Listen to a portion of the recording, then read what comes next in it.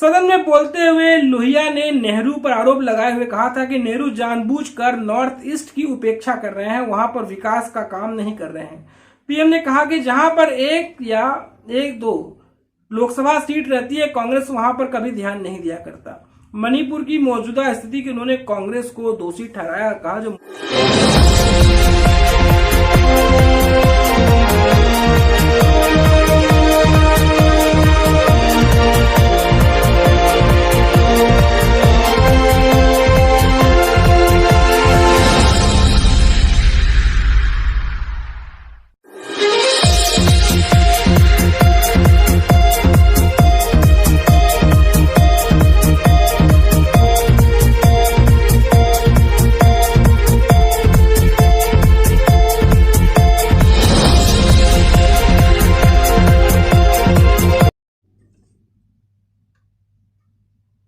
नमस्कार, जय सिया राम, वंदे मातरम, हर हर महादेव। एक बार फिर आप सभी दोस्तों का जनमानस समाचार के आज के हमारे इस एपिसोड में आपका स्वागत है।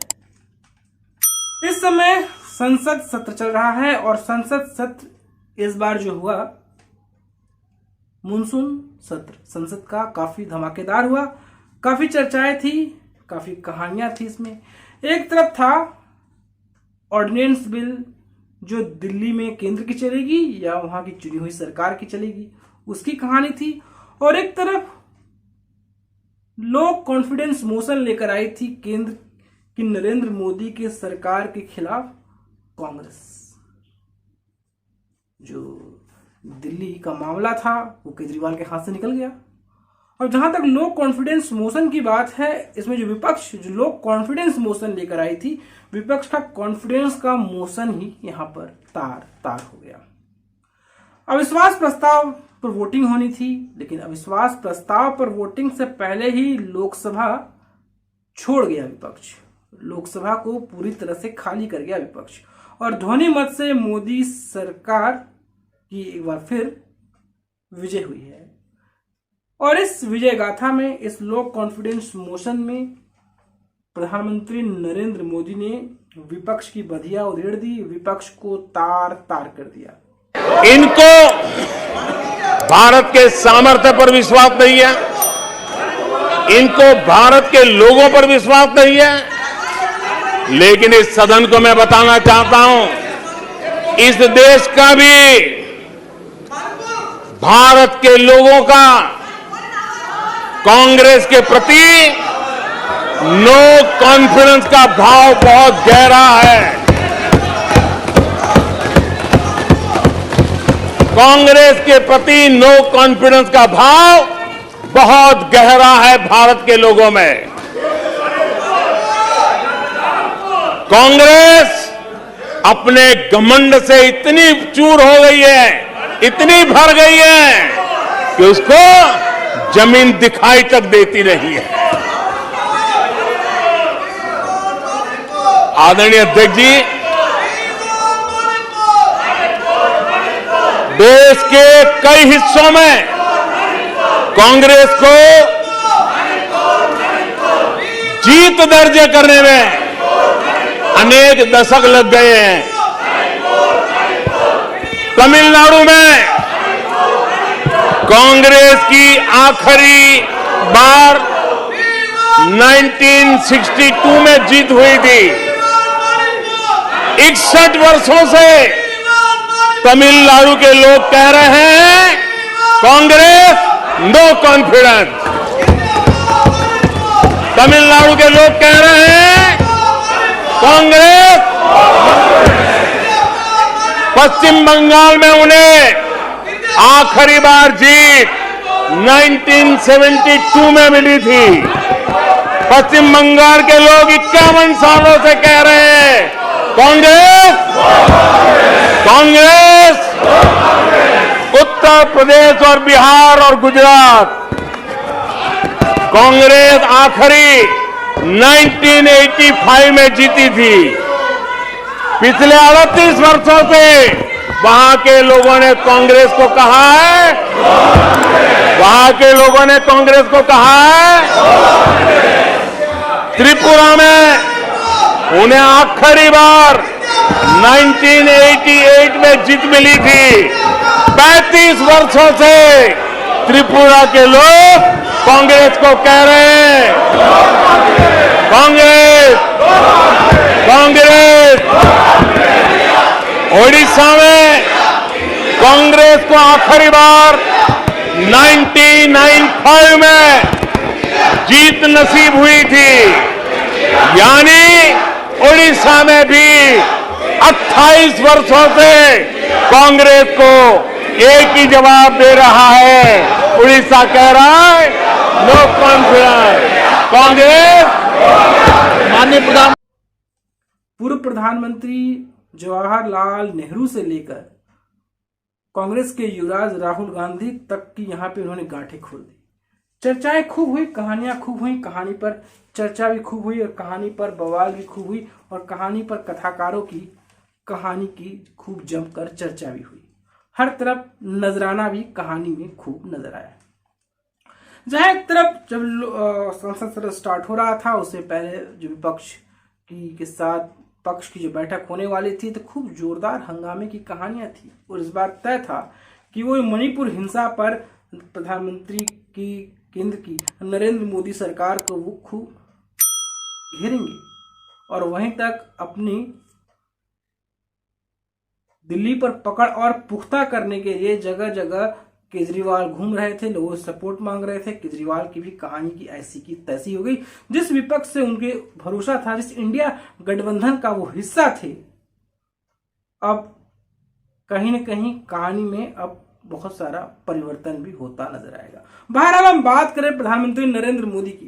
प्रधानमंत्री नरेंद्र मोदी की संसद में धमाकेदार भाषण हुआ और इस धमाकेदार भाषण में, धमाकेदार कहानी में उन्होंने विपक्ष पर चुन चुन कर हमला किया, चुन चुन कर प्रहार किया। विपक्ष के नेता लोकसभा में अधीर रंजन चौधरी की भी उन्होंने खूब बधिया उधेड़ी और तमाम विपक्ष की जो अतीत की कहानी थी, वो वर्तमान थी, उसके बीच का जो सामंजस्य है, उस सामंजस्य को भी पीएम मोदी ने भुला दिया। केंद्र की नरेंद्र मोदी सरकार के खिलाफ विपक्षी गठबंधन इंडिया द्वारा लाया गया अविश्वास प्रस्ताव कल यानी कि 10 अगस्त 2023 को लोकसभा में औंधे मुंह गिर गया। मोदी सरकार ने ध्वनि मत से विश्वास प्रस्ताव जीत लिया। इस दौरान सदन में विपक्षी दल अनुपस्थित रहे। इस दौरान पीएम मोदी ने विपक्षी गठबंधन से लेकर कांग्रेस राज, इंदिरा गांधी जी, जवाहरलाल नेहरू जी और कांग्रेस के गठन तक उन्होंने चर्चा कर डाली। उन्होंने राहुल गांधी से लेकर अधीर रंजन चौधरी तक पर उन्होंने सीधा निशाना साधा है। क्यों ना हो, अधीर रंजन चौधरी ने कहा कि नरेंद्र मोदी सरकार में महिलाएं सुरक्षित नहीं है, महिलाओं की अस्मत उजाड़ी जा रही है। और राहुल गांधी कहते हैं कि भारत माता की हत्या कर दी। हम जिस भारत माता के नीचे हैं, जिस अपनी भूमि को भारत माता कहते हैं, और वहां पर न जाने कौन से स्कूल में पढ़े हैं राहुल गांधी जी, न जाने कौन सा ईसाई मिशनरी का भभूत जो है अपने माथे पे चपसाए फिर रहे हैं, वो कहते हैं कि भारत माता की हत्या कर दी गई। शायद राहुल गांधी में और इस भारतीयता में और जो भारत में जो मिट्टी को माता कहा जाता है, जो चरित्र है, उस चरित्र से वो अवगत नहीं है। शायद नानी घर आना जाना होता है बहुत ज्यादा इटली में, तो इटली वाले ख्यालात भी इनमें ज्यादा पनपते नजर आते हैं। नानी घर से उन्हें ज्यादा मोह है, लेकिन सियासत वो करते हैं अपने दादी के घर में, लेकिन मोह मात्रा की ज्यादा असर जो है वो नानी घर वाली ही राहुल बाबा में नजर आती है। पीएम मोदी ने कहा कि विपक्ष के साथियों की एक बात के लिए मैं खूब तारीफ करना चाहता हूं। विपक्ष को मैं खूब साधुवाद देना चाहता हूं। मैंने कहा था कि 2023 में विश्वास प्रस्ताव लेके आओ, लेकिन मुझे दुख इस बात का है कि उन्होंने 5 साल मिले, थोड़ी तैयारी करते वे मुद्दे खोज नहीं पाए, इन्होंने देश को निराश किया है। कांग्रेस पर निशाना साधते हुए पीएम मोदी ने आगे कहा कि 2028 में फिर कोशिश कीजिएगा। जब 2028 में प्रस्ताव लेकर आए तो तैयारी करके आना, ऐसी घिसी पीटी बातें लेकर मत आना। देश को लगे कि कम से कम आप विपक्ष के योग्य हैं, जो आप सरकार को घेरने वाले मुद्दे लेकर आते हैं। आपने जिस प्रकार मुद्दे लेकर आते हैं, जिस प्रकार आपकी खटिया खड़ी हो जाती है, आपने तो विपक्ष की योग्यता हासिल करने का भी पैमाना खो दिया है। उन्होंने भाषण के दौरान पीएम ने मिजोरम पर हवाई हमले, असम और चीन का युद्ध का जिक्र किया। पीएम मोदी ने कहा कि 5 मार्च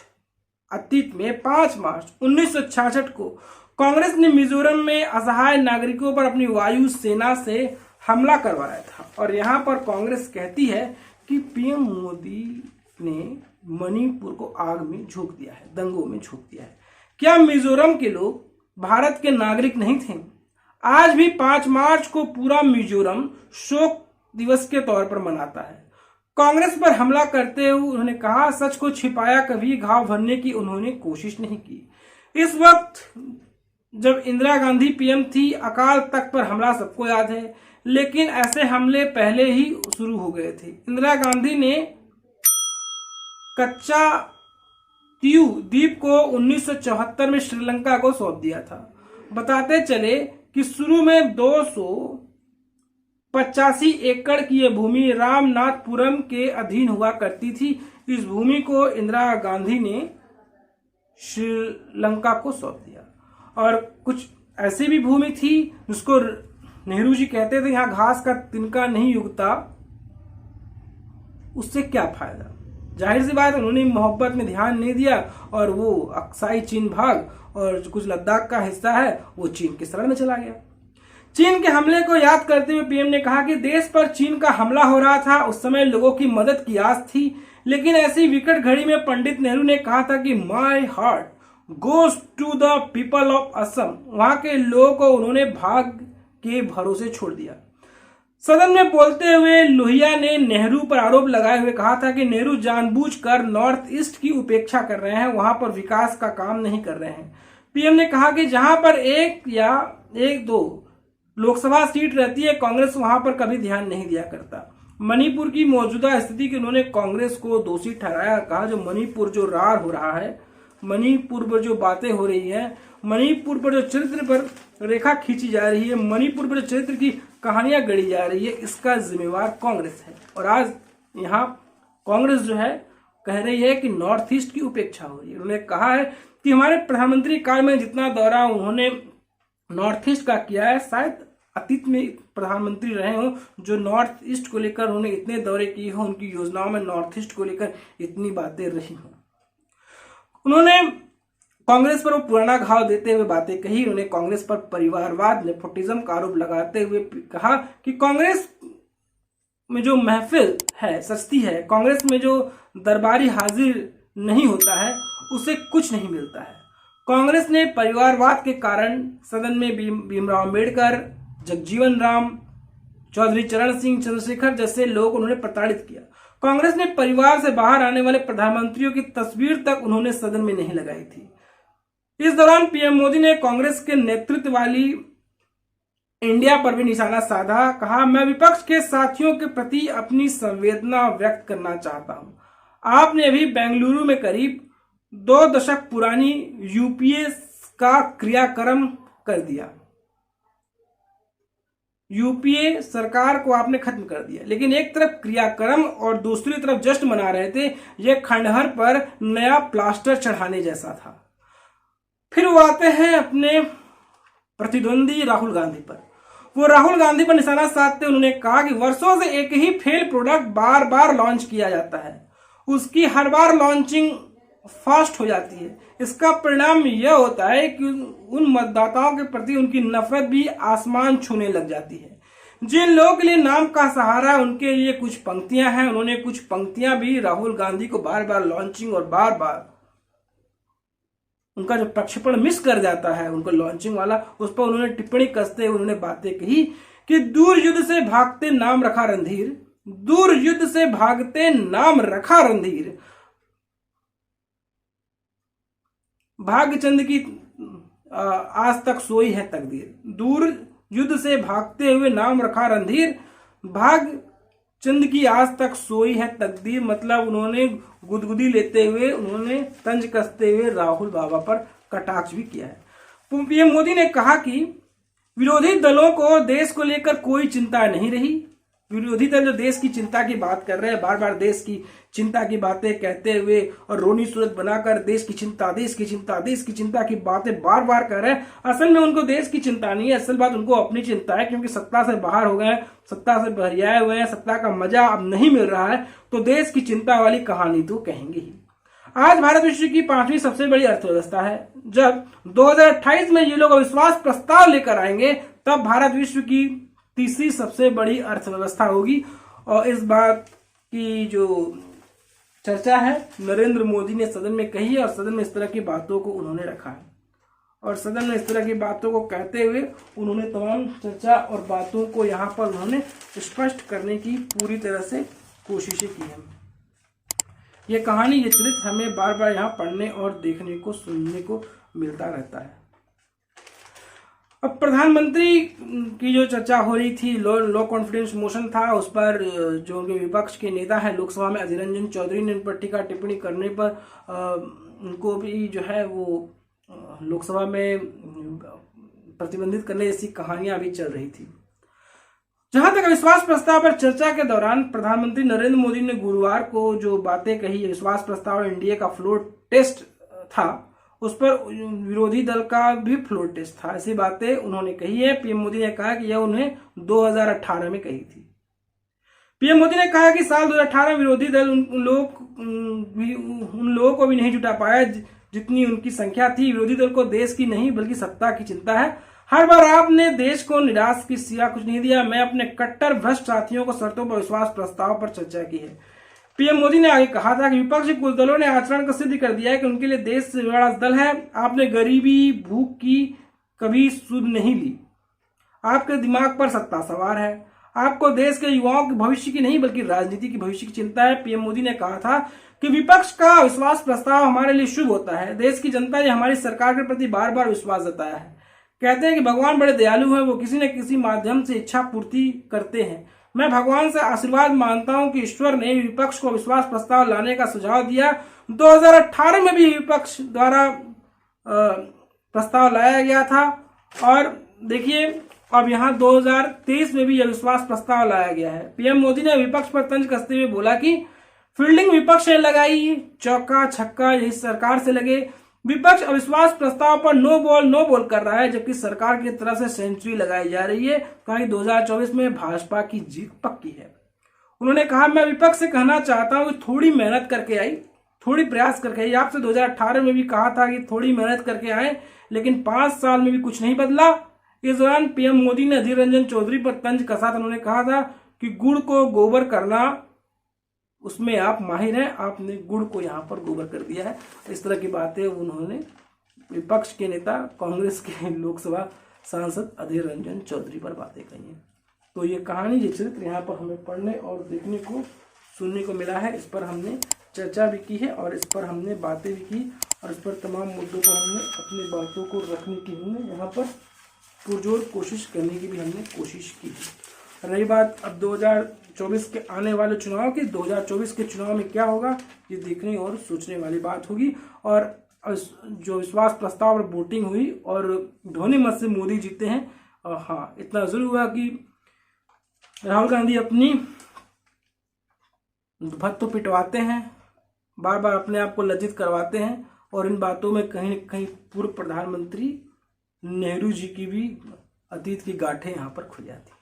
तो दोस्तों, आपको हमारी कहानी कैसी लगी, आपको हमारा एपिसोड कैसा लगा, आप मुझे जरूर बताएं। दोस्तों, आपसे गुजारिश है, निवेदन है कि आप हमारे चैनल को लाइक करें, शेयर करें, सब्सक्राइब करें। अगर आपके पास हमारे लिए कोई सुझाव हो तो आप हमें सुझाव दे सकते हैं। तो हम फिर हाजिर होंगे एक नई कहानी के साथ, एक नए एपिसोड के साथ। तो हमें लाइक करें, शेयर करें, सब्सक्राइब करें। आप हमें फेसबुक, ट्विटर, इंस्टाग्राम पर भी आप हमें फॉलो कर सकते हैं। तो फिर मिलेंगे एक नई कहानी के साथ। तब तक के लिए नमस्कार।